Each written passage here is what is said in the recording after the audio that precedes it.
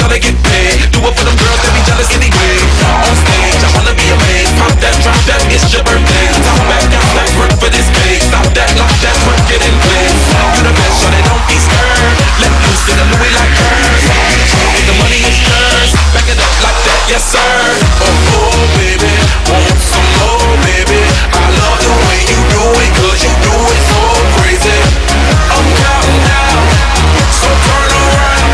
5, 4, 3, 2, 1. Make that booty go down, down, down,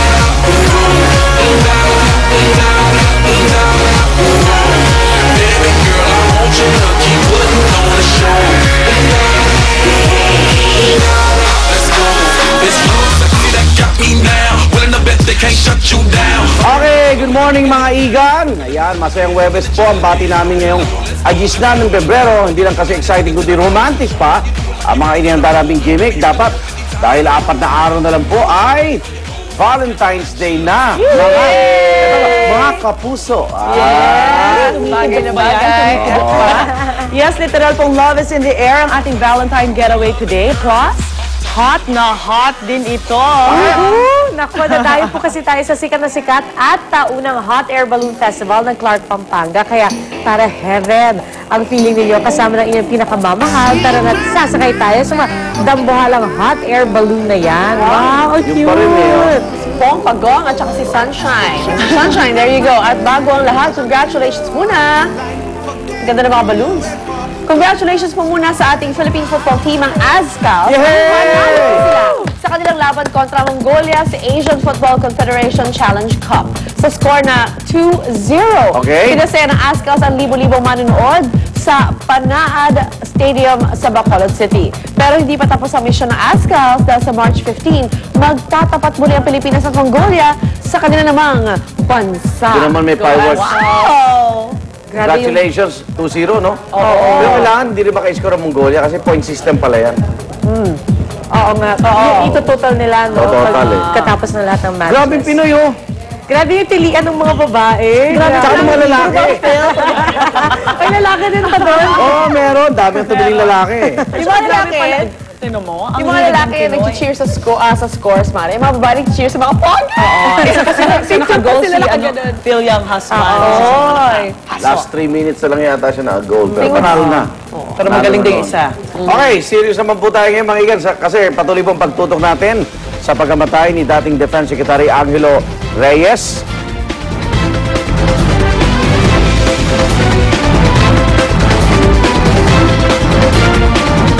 Patuloy nga pong pagbabantay ng GMA News sa burol ni dating AAP Chief of Staff at Defense Secretary Angelo Reyes. Kagabi ay wala pa ring patid ang pagdagsa ng mga personalidad na nakiramay sa pamilya. Naging madamdamin ng pamisa ng mga mista ni Reyes sa PMA Class 66 na dinaluhan ng mga kaanak, malalapit na kaibigan at mga nakatrabaho sa gobyerno ni Secretary Reyes. Sa homily ng pari, nanawagan siyang huwag husgahan ang nangyaring trahedya at sa halip ay pagdasal lang ang kaluluwa ni Reyes. Sa eulogy matapos ang misa, puro salita ng pagmamahal at papuri ang nasambit sa mga naging alaala nila kay Reyes. Naging tapok din ang pagkanta ng paboritong awitin Reyes ng kanya mga apo.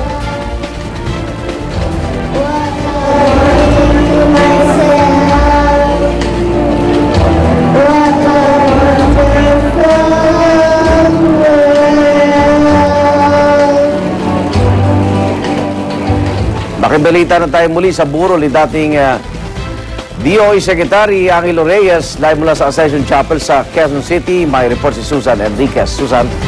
Arnold, sa pagdagsanga ng mga nakiramay kagabi ngayong umaga naman medyo tahimik pa rito sa paligid. Wala pang mga dumarating na mga nakikiramay. Pero ngayong araw nito ay inaasahang harap muli sa media ang isa sa mga anak nitong si dating Energy Secretary Angelo Reyes na si Mark. Ito'y para magbigay pa rin ng final details dito nga sa labi nitong si Reyes. Nagkaroon na ng pagpapasya ang pamilya na sa libingan ng mga bayani ililibing itong si Reyes at ang labi nito ay dadalhin din ililipat din dito sa Campo Aguinaldo para gawin doon ang military honors at ang necrological service. Pero hindi pa masabi kung kailan, kung ngayon ba o bukas dahil inaantabayanan pa ang pagdating nitong kapatid ni Reyes na manggagaling mula sa ibang bansa. So yung final details tungkol dyan ay inaasahang maibibigay na ng pamilya ngayong araw na ito. Kagabi, kabilang pa sa mga nakiramay na dito sa burol nitong si Reyes, itong si Brother Eddie Villanueva, at sinabi niya nga na parang talagang hindi rin sila nakapaniwala dito sa sinapit nitong si Reyes. Ilan pa sa mga dumating kagabi para makiramay, itong sina DFA Secretary Alberto Romulo, itong si dating DENR Secretary Gerson Alvarez. Kung matatandaan, itong si Reyes po ay nagsilbi bilang kalihim din ng DENR sa ilalim ng administrasyon ni dating Pangulong Gloria Macapagal Arroyo. Dumating din sina Congresswoman Gina De Venecia, si dating PNP Chief Sani Razon at si DILG Secretary Marius Corpus, gayon din si dating Congressman Prospero Nograles. Yan po yung mga ilan sa mga dumalaw. Pati ito sina dating Police General Edgar Aglipay at dating AFP Chief of Staff Benjamin Defensor ay nakiramay din sa pamilya nitong si Reyes. Ang isa pa sa mga opisyal ng PNP, itong si Roberto Rosales, ay nakiramay din dito po sa pamilya. Yan ang mga pinakahuling kaganapan mula rito sa Araneta Avenue. Balik sa iyo, Arnold. Okay, maraming salamat, Susan Enriquez. Sa gitna po ng pagluluksa ng pamilya Reyes, nagkwento na si Ginang Teresita Reyes tungkol sa mga huling pag-uusap nila ng asawa. Hindi man sa harap ng kamera, ibinahagi ni Ginang Reyes sa GMA News kung paanong pilit niyang kinumbinsi si dating Secretary Angelo Reyes na pasamahin siya sa pagbisita sa Loyola Memorial Park itong Martes. Pero hindi raw pumayag si Reyes. At sa sementeryo, ito ang ibiniling ni Reyes bago pinalayo ang mga anak. Be strong and you take care of each other. Sinabi rin ni Ginang Reyes na tinanggap niya ang military honors para sa asawa dahil bayani raw ito. Nagsalita na rin po sa media ang isa sa mga anak ni Reyes sa gitna ng mga batikos na hinarap ng kanyang ama. But it pains us greatly that a good and kind-hearted man like our Papa can be maligned so casually. So allow us, the family, to set the record straight on the real Angie Reyes. He was a dedicated soldier for 39 years, putting God and country above self. But not once did he forget to call his wife and children every single day. At unti-unti na nga pong inilalatag ang mga plano para sa burol at magiging libing ni dating Secretary Angelo Reyes, kabilang na ang pagbibigay ng full military honors ng AFP. Sa Biyernes, nakatagdang ilipat ang labi ni Secretary Reyes sa St. Ignatius Cathedral sa Camp Aguinaldo at sa Sabado naman ililipat si Reyes sa canopy sa harapan ng mismong General Headquarters ng Camp Aguinaldo kung saan magkakaroon ng necrological services pagsapit ng alas 7 ng gabi. Alas 8 ng umaga naman ng linggo gagawin ang misa bago tuluyang ihimlay ang mga labi ng dating general sa libingan ng mga bayani. Bukod po sa mga arrival and departure honors, pagkakalooban din si Reyes ng flower drop o yung paglalaglag ng mga bulaklak mula sa isang helicopter, maging ang tradisyonal na 19-gun salute at 3 volleys of fire.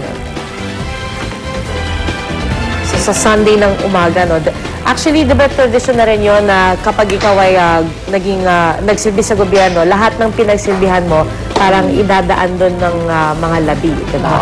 Yung posisyon kasi, Yes. yun ang sinasabi ng Armed Forces of the Philippines. Lahat ng naglingkod na pinuno nila, binibigyan ng ganitong parangal dahil hindi rin biro maging Chief of Staff. At saka ito ang favorite song niya daw na What a Wonderful World. Talagang naging paborito niya lalo na yung naging DNR secretary siya. Dahil of course na-expose siya sa nature at mga concerns sa kalikasan. At kasi nagkaroon ako ng pagkakataon na makausap si Secretary Joelina.